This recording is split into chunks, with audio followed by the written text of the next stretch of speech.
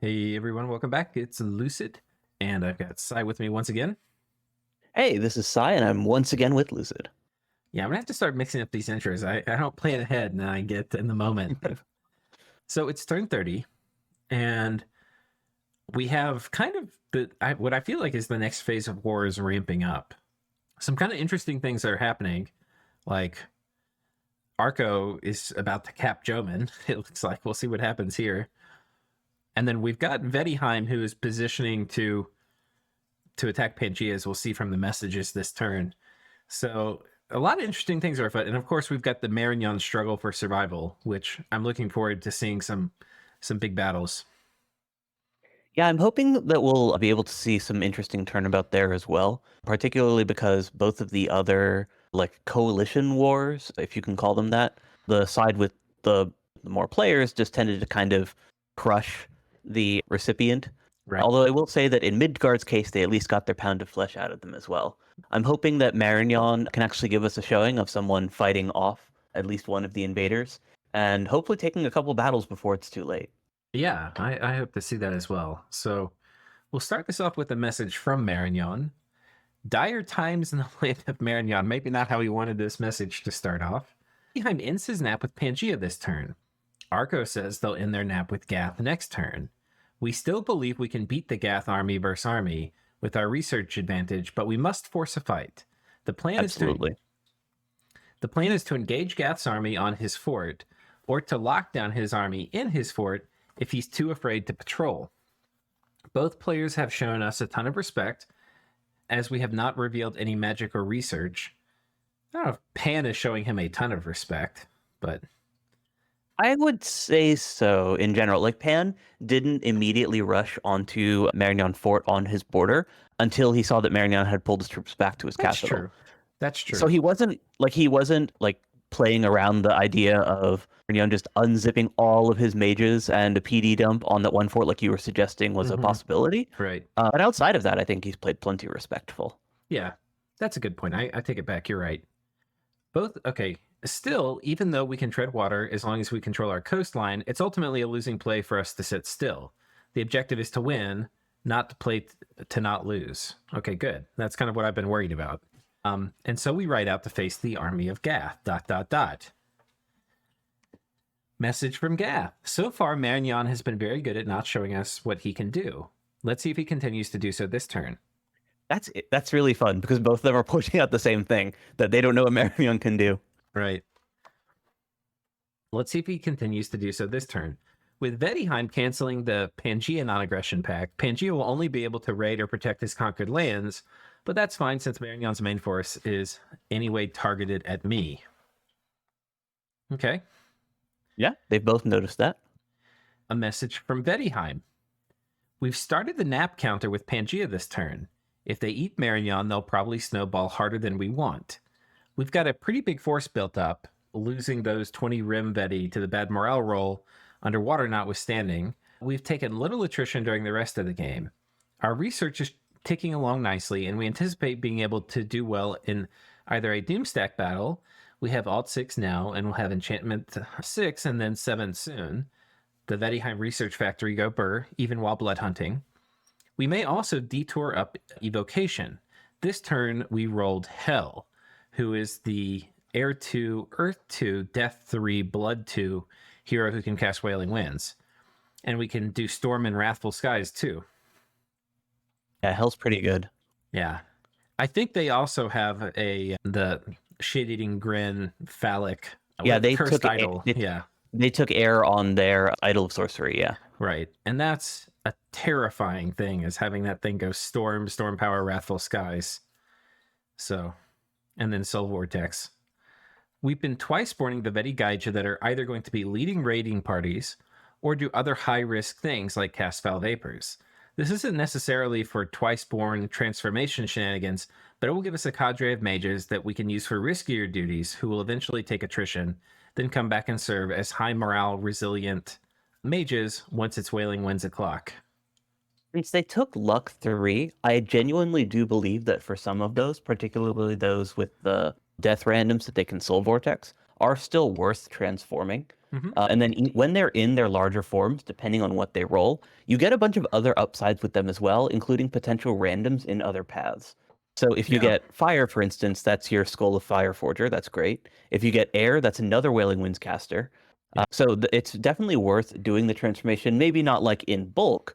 And then the ones that do get those large forms that can become like those pseudo Tartarians when they die, you can basically keep using them in combat the way he's saying, while still actually getting even more value out of them when they actually do finally die. Yeah, I think there's a place for both in Vedheim because, like, if you said all my nature gems and all of my death gems are going to go to Twiceborn and Transformation, which is a reasonable thing to do as Vedheim, what you'll find is that you'll run out of nature gems. I mean, depending on how much relative income you have, but you'll run out of nature gems way faster than you run out of death gems because to make a Twiceborn Tart is actually really death gem cheap, but you may have Right, to there's roll only 5 several gems. transformation charges to get there. So, you can basically turn your nature gems into the tart factory, if you will, and then the death gems. It's still really nice to have raiders that you don't mind if they die, but that Yeah, you or would just combat mages like what he's talking right, about. right. So cool, but it seems like he's got a plan. He hasn't laid out exactly what it is, but we know we're going to expect Wailing Winds. We know he's got Enchant 6 and 7 soon, so this means possibly Rigor Mortis plays. I assume that's the reference, because that's kind of like the big thing that they get from there. Right. Life After Death, too, I think, is 7. Oh, yeah. Yeah. That's actually also pretty nice. Let's for take a look at it. Just make sure we... Mass Flight, if he's got that, is really good on goblins. And he does, because he has Right. the silver mages. Right. Serpent's Blessing, also convenient for your Serpent's foul Blessing. vapors. Yeah, that's a huge deal for big foul vapors things. Now, Pan can obviously do Serpent's Blessing, too, if they have it, but... Okay. Yeah. It's just more convenient because it means you don't need to worry too much about positioning, and it makes it much cheaper to cover your entire army. Yeah. So now we have a message from Gat. Oh, wait, no, we've already done that. A message from Jomon. Status report from the Jomon Independence Front. The goal to regain a proper and meaningful chunk of land is one of constant war, it appears. The fight with Arco is one I'm sure I can never win, but I'll go down in the best Last Samurai fashion. The opponent heavily outnumbers us, has far more advanced tech, but boy do we have some brave idiots and sharks to fill in the front line. Hopefully this last turn... What's that? He took a different lesson. He took a different lesson from Last Samurai than I did. That's the Tom Cruise movie, right? Yeah, that's the one where the samurai go and charge into guns. Right. Yeah, whoops. Though it appears that's kind of the path he's taken. Hopefully with the last turn of intense researching, we can get some attrition on his armies via Sulfur Haze. Was hoping to have a big fight on the fort in 236 this turn, but let's see what Arco's planning on doing. My Ghost King is completely countered by him having death mages with dust to dust everywhere, so can't even go for a cheese super combatant fear route. But I guess that's what you should be expecting when you're playing against the best of the best. If you see this Arcocephale, you have some annoyingly well-scripted armies. Let's see if I can do anything. People are already PMing me if they're allowed to eat my provinces. Nice to know they have faith in me, ... Well, we know who was doing that. That was Shabalba probably asking if he needs to adhere to it. Yeah. I will say, though, that since we did see how Arco's army is positioned, where it's kind of like all blobbed up around his mages, that's going to be very vulnerable to Sulfur Haze. And while his Sacreds are going to be able to more or less ignore it because they have fire resistance as part of their Bless, when they get the protection buffs, that's going to reduce their fire resistance down to only 5. So while they still won't take the poison damage, they can still get lit on fire, even though they're like somewhat resistant to it. And the mages themselves are just going to absolutely burn because he hasn't been casting any sort of fire resistance. And Haze would basically put all those mages and any non-sacreds to sleep very quickly if he's able to stack it. If he has like 7 mages that go Sulfur Haze, Sulfur Haze, Sulfur Haze, like that Arco army is just dead. Yeah, like he can completely gas all of the hoplites, and with their fire vulnerability, they're going to be taking extra fatigue damage, so they would be going to sleep very quickly. Right. Dragons are on their way, but due to extreme gold shortage and constant threat that Arco would just burn my underwater fort down under construction, I have first now been able to get dragon and shark production up and running. Bonsai. Okay. Yeah, so he only just finished his temple last turn, so Right. the gold shortage probably explains that. Yeah. And finally, a message from TNG. Hey, this is Latch, the secondary head of the TNG Hydra, taking over while Demosthenes is away for the weekend. Demosthenes is having a kid, so he's also going to be taking over in the medium run. In the long term, yeah. Yeah. I think I talked to Demosthenes too, and he's going to be still looking over turns and stuff, so he's not going to totally detach, but Latch is going to be doing all the legwork. Yeah, makes sense. Gotta Yeah. prioritize. Yeah. Okay, so I mostly just want to say that is everyone viewing this that has not played Hydra before, I highly recommend it. The stress of large turns can be greatly mitigated by having someone to talk it out with, and it gives you a designated person who's invested and obligated to listen to you ramble about the turn. That's true. That's like a major stress coping mechanism. Anyways, looks like we might have mistimed our research, so we won't hit rigor by the time rigor? By the time the nap breaks due to the research cost of moving mages. Should be fine. He doesn't seem to have the mass on our border needed to count first turn anyway.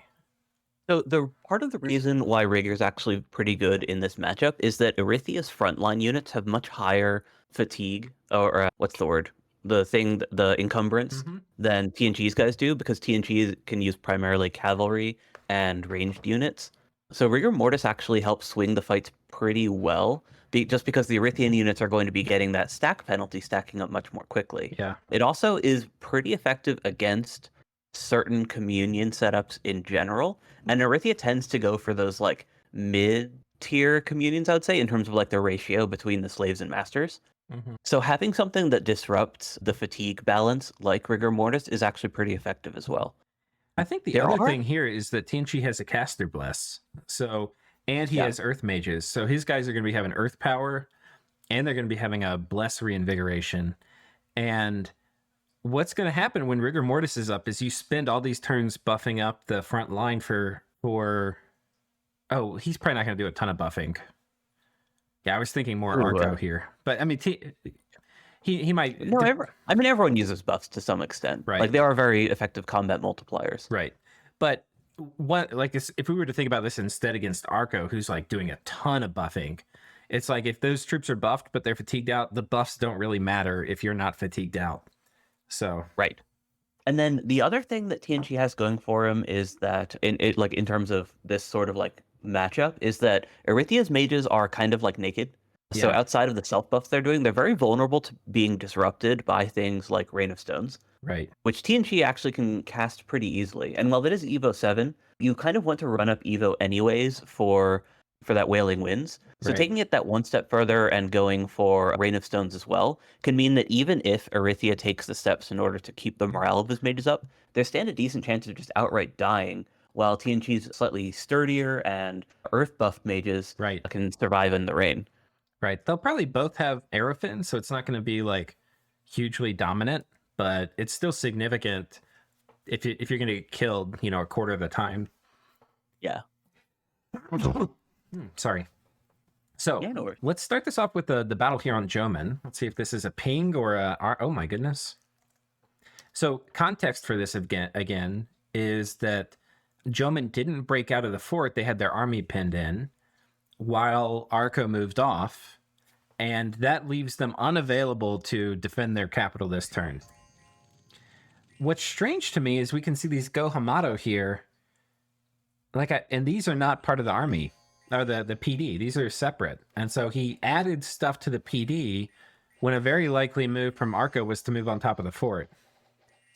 What's the global that he just cast there? Is that Solar Eclipse? Okay. Yeah. So these guys have Spirit Sight, I'm guessing. Yeah. No, so the thing that's weird... 50. Yeah. The thing that's odd to me about this is that Arco had to know that there were few to no mages left in that fort. So burning gems on this battlefield enchantment seems a little weird to me, because it's going to be fairly low impact compared to the non-gem requiring buffs that he's already using. Yeah, I mean, that being said, these archers are fucking him up.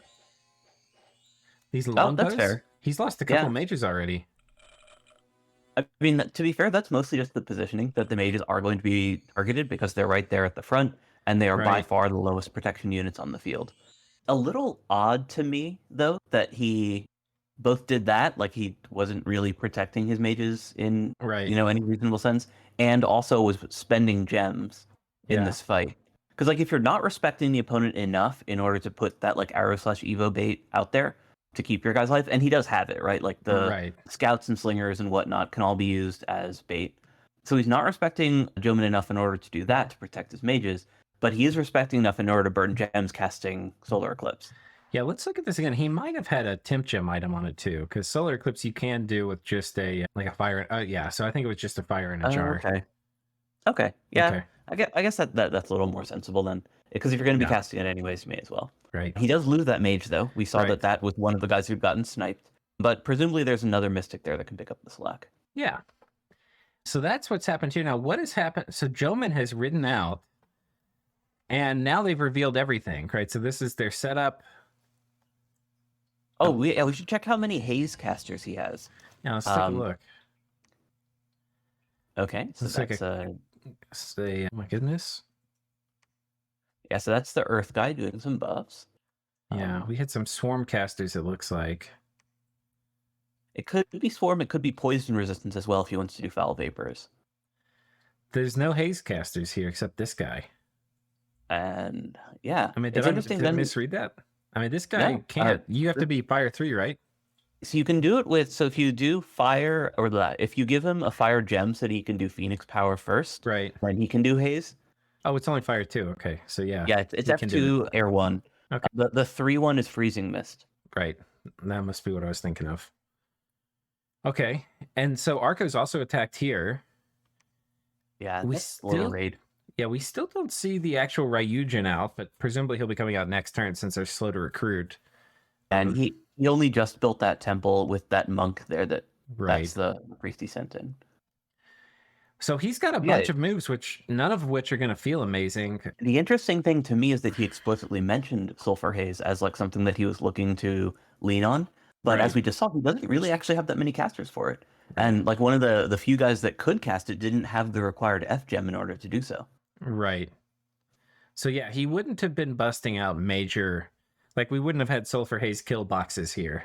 So yeah, it would have helped if he, even with just the 2 of them. But I imagine that his Guild King's going to be doing something else. Right. I think it looked more like he was doing foul vapors, given that he had nature gems scattered across a couple N2s, and that would, help with the poison resistance. And he had more gems on his Ghost. He doesn't have the research for that though. He's really low. Yeah, I mean, we know he's low, but that's only Ench 5. That's not. This isn't Enchantment 5 yet. I'm pretty sure. I think Foul Vapors is like over this way. I mean, you might be right, but we know that Arco had like at least Alt 4 and so yeah. Look at where Arco was prior to his invasion. That right for the flat line there. Mm-hmm. That's at least 1 level 4, and because he didn't move his mages out until he hit that. And at least 1 other level 3. And Jomon is well past that point. So if he's not at Ench 5, he could at least be pretty close to it. Maybe, yeah. It would be really close. And that would I mean, he must have some alteration and stuff too for his god. You don't take a Ghost King dormant and not get him anything. That's true. And we did see that he cast Stone Skin. Yeah. But we'll see. Yeah. It does beg the question, what is he doing with the nature gems? Because either he's all the way up where he can cast Swarm, right? But that's also reasonably high research, right? Or if he went enchantment, he could do Foul Vapors. I wonder if maybe he's thinking of like Sleep Clouds or something else. Poison Cloud, maybe. I don't know. Poison Cloud's another level 5. So generally you get Foul Vapors before you get that. Right. With some exceptions. The only nation I could think of that would want to drop Poison Clouds before they do Foul Vapors is like Machaka. Right. Okay. So, not too much to report on here, except, God, Zabalba's looking just terrifying. And they're, of course, wanting to vulture the Jomonese lands. I like that he at least asked. That was a polite thing to do, not just canceled the nap. So polite. I mean... It like ideally, if you're Zabalba, you want Jomon to you spend the last of their army fighting Arco, While you And vulture then some eat of both of them. yeah, you vulture some of their land, and then you turn on Arco afterwards. You don't want to like piss Jomon off, have him decide to like have a crusade to spend his army on you, and then you have to fight Arco afterwards. So You could offer to kill that Arco stack in exchange for Joman's death basket too. that would be funny. I don't know if that's something that most people would take you up on though. Yeah. But yeah. The interesting move, this actually would be funny from Zabalba. You move the army here, you tell Jomon and Arco that you're going to attack Gath. You end your non-aggression pact with Gath, and then you you snipe this off their fort. You know, because you have to have some pretext for like, oh, this is why I'm moving here, right? And you have to build up some pretext for a war with Gath or something. But anyway. Yeah, I suppose. I don't know if Fuluk's all about that duplicity. I think he's more of a friend stabber. Right. But we were saying that is one of the problems of actually killing an army here is that I'm pretty sure once you see 150, 200 Ocelotos here, Arca's going to probably not stay still. He's probably going to get the fuck off that fort. That's fair. But Arco doesn't border it this turn. Right. So he doesn't know. But the army's not there either. So, yeah, also true. Okay, so that's that. Let's come and take a look at Marignan. So on the Meranese front, if I can find it, it's not that many flags. So he has indeed ridden out on top of Gath's fort, and there's nothing here to stop him except a tiny bit of PD. Well, this is the fort that Gath just took from him, but you can tell that he was planning on fighting the army that Gath showed him. Right. And we say that because we just saw, like, he's basically moving into where the Gath army was. So presumably he thought that Gath was either going to patrol or even move into him. Right. So he's got frontline mages. I assume those are buff guys, or no, those are elemental guys. Okay, so he wants to forward deploy his elementals using basically a crossbow line. So instead, yeah. So my preferred way of using elementals is you make these little like canals for them, or like columns where you leave holes in your group so the elementals can like filter in through like a prescribed path. And then you have buff mages a little closer to the front, so they go from buffing your front line to buffing the elementals that are walking through. Yeah. What Marignon's doing is, and then the other thing that you often see with elemental setups is you put the elementals on the flank and your front line in the middle. Marignon wants his elementals in the middle and his actual melee units flanking, and because he has those heavy crossbows, those kind of also serve as a front line, but then they also stand still. This so it kind is of a makes lot sense. of heavy crossbows. Are these all from that hero? I mean, they must be. Holy shit. It's like 50 of them. Wait, 66? Wow. How many does he get? I didn't know he even got that many per turn. Yeah, that's crazy. I guess it is turn 30 something, and he had him basically since the very start of the game. Right, but it must be 3 per turn or something. Okay, so I mean, go ahead. If he didn't lose any during expansion, then it would average slightly more than 2 per turn. Yeah. But I think he lost some in expansion. Where's the god? That's the other thing that's kind of the X factor here. He's rolled the god out with the army. The god's got a decent number of nature gems. That's an interesting path. Some fire gems. Presumably he's going to do like Power of the Spheres or something, and then... Yeah, I'm not sure. Vapors himself, actually. Yeah, I don't think he wants to do that without Serpent's Blessing, which... Look at the Enchantresses. Check their gem setup. Okay, no gem. Yeah, he's not doing Foul Vapors then. Yeah. Yeah, so I mean, he'd have to do Poison Ward or something, but he doesn't have Enchantment 7 yet, so... He has 6, we know, but unlikely. That's what I was thinking, that because he has all these Enchantresses, he theoretically does have enough Poison Mages in order to just do Poison Ward for Foul Vapors. So that was kind of like why I was thinking that. But it looks... and he's also in like a skirmish formation, which is good, because you're going to be fighting a bunch of ranged units, but not good if you're trying to put Poison Ward on people. Yeah, so, okay, it doesn't look like Foul Vapors is likely. It's possible still, but unlikely. Then the other thing that he's doing there... This is not the fort that Gath took from him. Gath took this fort from him, so this is the fort that Gath had. Oh, you're right. I actually misread that. I thought that he was going on to... that he was basically angling for a bump. Right.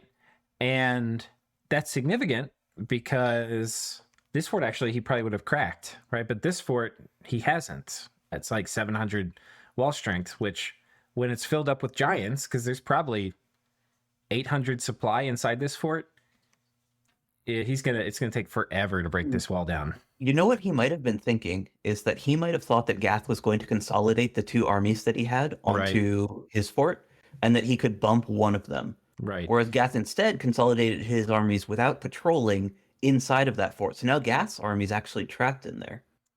Yeah, the Jedi thing you can do is if he had magic phased this somehow and killed the PD, he would have forced the fight. And then Gath wouldn't have been expecting it. He would have mopped the floor with him. Well, the thing is, if he was angling for that bump, then if you do the magic face thing, then you actually bypass the army, which would mean that Gath would be allowed, if he had been doing that expected move of moving both of his armies onto the Marignon fort, then the Gath army his army would have moved like defensively, air quotes, onto that fort, and Right. Gath's army would have slid out onto his own fort, and they would have just passed and switched places, which I don't think that he wanted. Okay. Yeah, I wasn't 100% sure how that worked, but yeah, that does make sense. It could work that way. Yeah. It looks like there was an attack on Marignon's capital as well, which looks very spicy. It's just a solo. Yeah. Yeah. So, And those guys have an immense map move with those boots. You can see that map move 25. right. So this looks like a deep strike. Oh, you don't even think it was a... Oh my goodness. So he's got the mercs here, and then a decent number of crossbows. I wonder why the mercenaries were patrolling. That is interesting. I think he's worried about Satyr Raiders. Oh, yep, that makes sense. But yeah, this guy's got a decent shield and earth buffs, so he can actually tank the crossbow fire reasonably well. Yeah, if it was more crossbows, he wouldn't, because the crossbows are the thing that's damaging him. But yeah, with this number, he's showing that he can tank it. Yeah, if it had been that repel build that we'd seen with the pike, right, he would already be dead to those crossbows. Yeah, but this guy has that shield.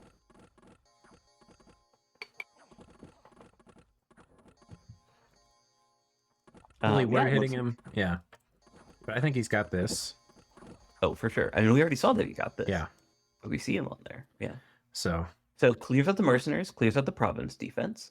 And Marignon province defense is interesting in that because they don't have shields on their units, they actually are pretty susceptible to some stuff like crossbows and whatnot.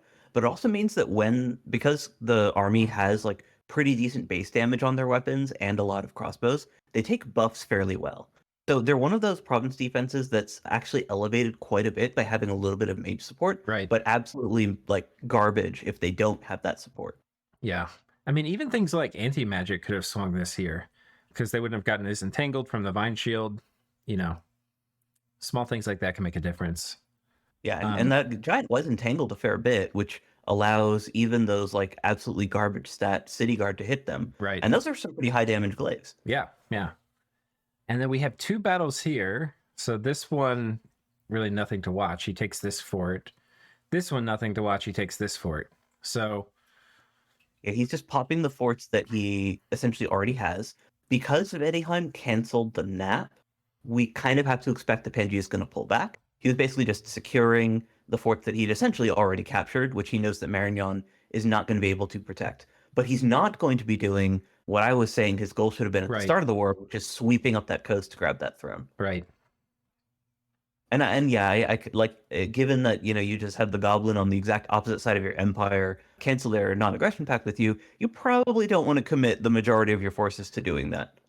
Yeah, I think this situation with Vedheim is bad enough that if Vedheim like violated their nap and just attacked, like Pangea is naked back here.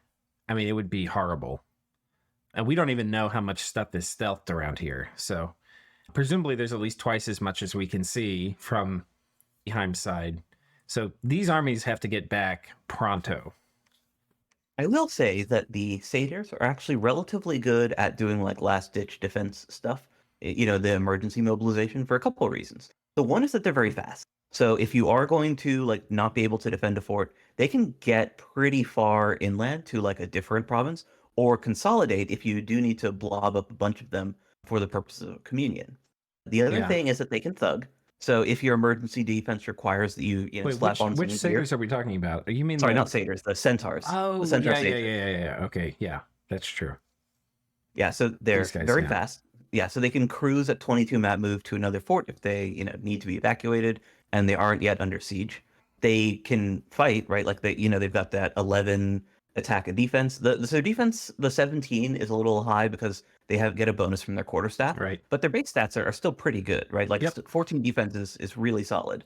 So that while they're not cavalry in terms of the defense, between their high hit points, good stats, and the fact they're not old, you can slap some gear on them and expect them to actually do fairly well because they also have pretty good buff paths. Yep. And then you also have 3 different elements, which means that if you need to dump elementals and try to defend with like an air elemental spam, earth elemental spam, that sort of thing, they can do that too. And finally, worst case scenario, if you need to recall them, you can just communion them up and have the master cast recall and pull everyone out that way. Yep. So very versatile for basically every emergency situation when you do get surprise attacked like that. Yeah.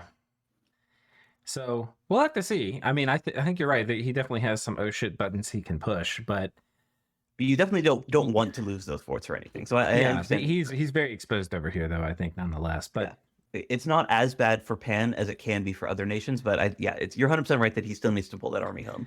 The tricky thing is going to be these are heat provinces too for Vedheim. I mean, this one's got some cold, but like over here, I mean, these are all heat provinces essentially, except for like 2 provinces on the border. So we can see he's got a decent amount of Rim Vedi. Those are probably only going to be useful for defensive operations. They're pretty bad in Heat 3. And he's got a decent number of crossbows and berserkers, and those are more what I'm expecting to see roll out. We've got some Vedi archers here as well. Well, the other advantages of the Rim Vedi are that they have magic weapons, and even in, like, obviously in Heat 3 it's less effective, but even in, like, neutral Heat 1 type scenarios, their Cold Wars are also pretty effective against certain elementals. Yeah. Yeah. They can do some work there. I mean, the strength bonus or the strength malice they get in Heat 3 is also really significant. Oh, it's yeah, like their absolutely. R's get worse, but they become like militia level stats in Heat 3 for like damage output. Yeah, and given that he's not really blessing them heavily, like it was more of like a caster bless, Right. or like Undying and such, it's very dangerous to use those in the Heat. Right. But I think some of those border provinces are only like Heat 1. 2. Oh, that's Heat 2. This is Heat 1. 2. 2, yeah. Yeah. If you don't love it, he is going to be pushing in winter though. Like his nap is going to end at the right time. Oh, that's a good point. Yeah, that'll make a big difference. Okay, so that'll be fun to watch. For Tian Chi, he's been building up on the Arethia border. Next turn will be the first turn of war between them. Now we can see there's a tremendous amount of stuff over here. And Arethia's army, which had been on top of Atlantis, is trundling its way backwards. So it's not going to be here in time to stop the first round of raiding, but it will be in time, it looks like, to defend the capital. Yeah, and the front is very close to his cap, which is, in some ways a bad thing, right? Because like you have to, or you feel that you have to defend that, but also comes with the upside of you have this pre-built citadel, and you already should have a fair number of mages there. Right. So that's that. He got the Dracon Hesperios out. That's fun. Oh, right. These are the 3-headed little swamp dragons that have really high regen, right? These are like the 20% regen things. So it is a 20% regen thing, yes, but it's actually a unique unit. Oh, okay. Yeah, you can only get one of those guys. It's not a commander even, I believe. So if you do want to do like, silly things with it, you still have to give it Gift of Reason. But it's basically just like a monster. It also tells us that he has Conjuration 6, because that is a Con 6 thing. But it mostly just has really, really good stats. Like it's a pile of hit points, Right. 20 protection, 18 magic resistance, and as you were saying, those 3 heads. Yeah. Yeah. Okay, so that's that. Now, probably one of the more interesting parts of this turn, we'll be looking at what's happening over here with Agartha. So Agartha's put a decent amount in PD, and here you can see just the smallest, I mean, this is about 20 PD. And these raiders, these combatances with the few buffs on them really don't care. Yeah, I mean, protection, well, this is one of those things that basic heavy infantry, right? Like literally just indie heavy infantry with protection on them are miles better than without, right? Right. Because you get to this like the break point for that was where I was before. Yes, the break point where they go from taking 3 to 5 damage a swing to averaging 0. Right. So between that and the webs and heals, it's a massive difference. Even when they're fighting, with fighting against 3 times the number of opponents, just getting your protection over past that curve, it makes a huge difference. Right. Garth is writing out here, and this is not PD. This is a small raiding squad. Yeah. And while, it does hurt to lose anything in terms of, you're losing a little momentum, you're losing a couple units, this is not anything that's going to break Pythium's stride. Right. Not by any stretch. Ooh, do the cave drakes make it off? They do not. Yeah, that's good for Agartha that they don't. Yeah. Keeps So- everything together. Yeah. So nice little symbolic win here for Agartha. I don't know whether that's going to change the overall momentum here. It shouldn't matter. He did a couple 100 gold of damage, but outside of that, Pythium don't. Enough PD to trigger gas. Yeah, but I mean, that's pretty cheap because Pythium. So usually the thing with Spell Vapors, which makes it more expensive to deploy, is the fact that you need to bring your poison resist buffs with it. And Right. especially when you have only enchantment 4, covering your troops with that is actually the more expensive part. Mhm. In Pythium's case, because they have a gem-free version, you don't have that issue, so it's extremely cheap to just, cast that every battle, every army. Right. So this was, I think, is this 40 PD? It looks like, yeah. So 40 PD, pretty expensive, and that is now downed. Marignon also went and bid off small pieces of Agartha here. This is a significant army still left in the Great Hills. A lot of Umbrals. I don't know if there's an army boosting item here, because this is, like, where did these death gems come from with which he's making all these Umbrals? I do not know.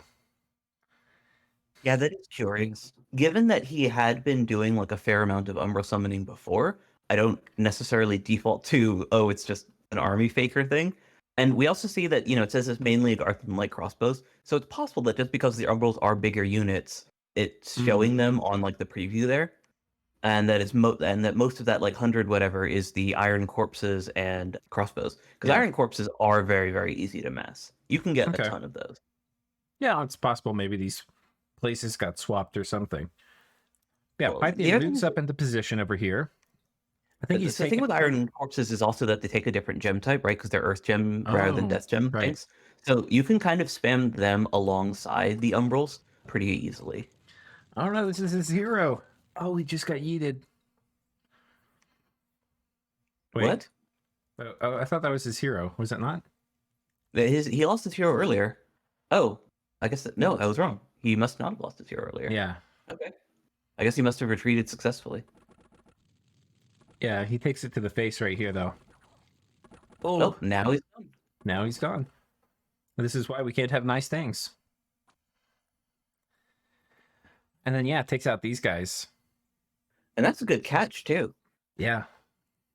And in all these battles where it's like a relatively small group on both sides, as opposed to, the one where it was a giant group from Agartha and a very small group from Pythium's side, you're really seeing the value in Pythium's mage support. Yeah. Like, he's not bringing a ton of mages, but the support that he's bringing is absolutely critical in turning what could be, a very close fight or even an Agarthan-sided fight into something that's just ridiculously easy looking for Pythium's favor. Yeah.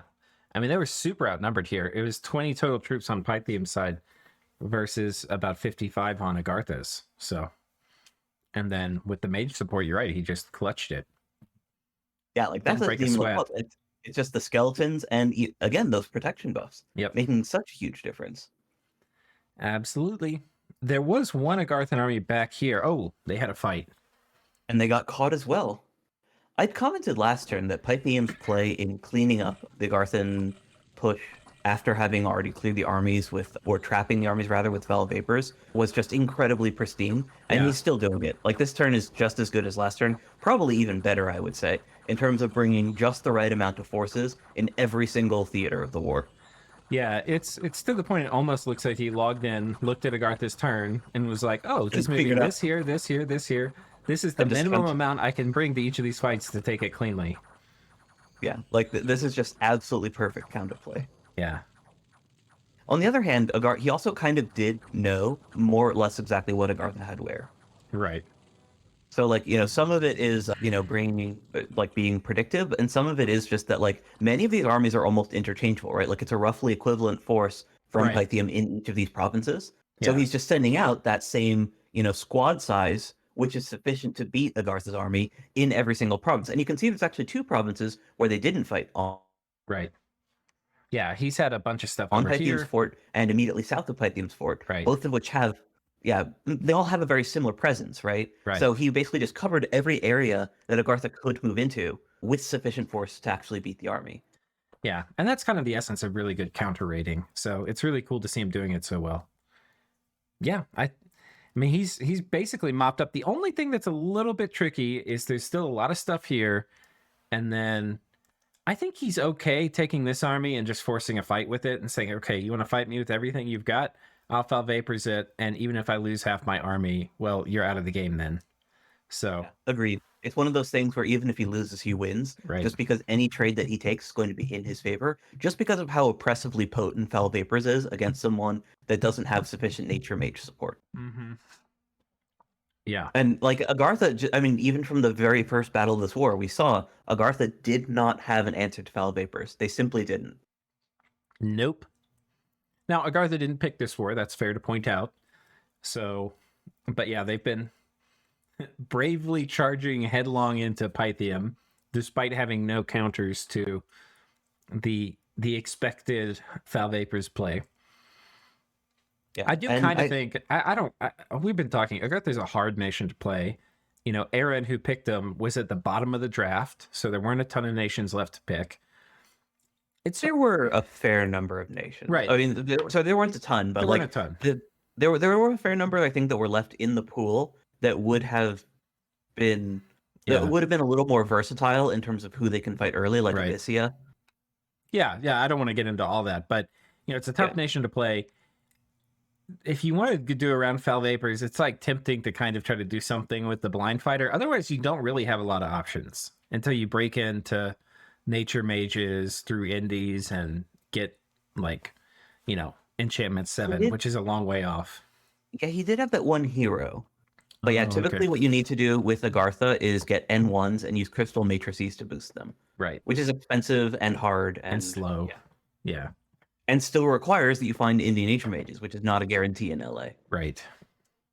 Okay, so that covers that war. We've covered this war. I think we're done. I think we're done. Talk about Arco. We see Erythia on that last fort, moving up to the border. I guess we need to watch the requisite PvE experience over here. As the barbarians yet again showdown with the Utgard Doomstack. At least this time he didn't lose anything to them. Okay. So, you know, mild improvements. Yeah. No losses. He should just keep this thing here. I mean, these provinces have been hit by the barb so many times. And, like, he needs to take this. Hopefully, he'll probably bump Pythium here. Because I think, I mean, with Marignan taking these, like, both these provinces, you should know, like, okay, we need to take the Agartha stuff. Yeah, that's reasonable. I think depending on how you think the Marignan War is going to go, you can also take those coastal farms. Yeah. And I mean, he should have no hesitancy doing that too, because, you know, Marignan has, you know, put a little salt in some Utgard wounds by bumping him here, taking this from him earlier. So wouldn't be terribly surprised if he rolls some stuff down here. But yeah, but he's been playing so passively that it's hard to actually expect any particularly aggressive moves from him. Mm-hmm. But I do agree that, like, if there's anyone that he's going to go on, it makes sense for it to be Marignan, because that was the player that he was angry with. Right. Okay, I think we've covered everything. I think so. Closing thoughts? Not really, no. That was a quick one, I think. Given how much, or how many, like, quantity battles we saw, I think we were able to get through everything pretty quickly. And I'm once again just very impressed with Pythium's tactical play. Yeah. I don't love his macro in terms of, like, both his Pretender design or like the way that he was setting up his labs fairly slowly in the beginning. Mm-hmm. So I think that he kind of gave himself a little less to work with than Pythium could have at this same like stage in the game. But he's using the pieces that he did actually assemble just absolutely masterfully. So very, very, like, just great tactical play. Yeah, I'm sort of rooting for them. I think it's still a really hard, like, it's definitely not a top position in the game right now. It's going to be a lot better once they have Agartha's cap. But I really hope he makes something of it. So yeah, I think that Pythium is a little bit better in the mid game than even like something like Agartha, in part just because they have the Renatai, which aren't like, amazing mages. They're not like something that you're going to see at like the top of the draft, but they're a mage that can actually just get stuff done. Like those guys, or is it which one? those guys, yeah. So those are your any fort kind of workhorse mage. Right. So you've got your moss body casters Right. and Your like buff guys. Scally Spammers and your communion mages. Yeah, so they're not great. Like 150 gold for a 3-path mage that maxes at Death 2 is, by no means impressive, especially when you compare them to something like the Scythecona, which are significantly cheaper and don't require temple to build. Right. But they're all useful. Like there's none of these. It's not like we weren't like lab rat on any of these paths. They can all do something. So yeah. So between those and the Revelers giving him kind of like a trickle of blood, Pythium can do stuff. It's just that they're not particularly efficient or just like best in class at doing any of the things that they actually do. That's sort of how I see the nation. Yeah. No signs yet of and Menaeads or whatever they are. Yeah, well, the other thing that he did, which I really liked, is in one of the major... Actually, there are Maenads in that swamp fort. Oh, yeah? And if you right-click on it... Hello. Oh, on a previous turn, we saw... Oh, maybe it's a third... No? Okay. In a previous turn, we'd seen a third that was named Disappointment #1, which means that he was clearly rolling for certain randoms on the thirds and probably hit the water random. Oh, that's funny. All right. Well, thank you so much for casting this with me, Sai. Absolutely. Thanks for hosting. Viewers, as always, thank you for tuning in and making it to the end. And we'll see you next turn.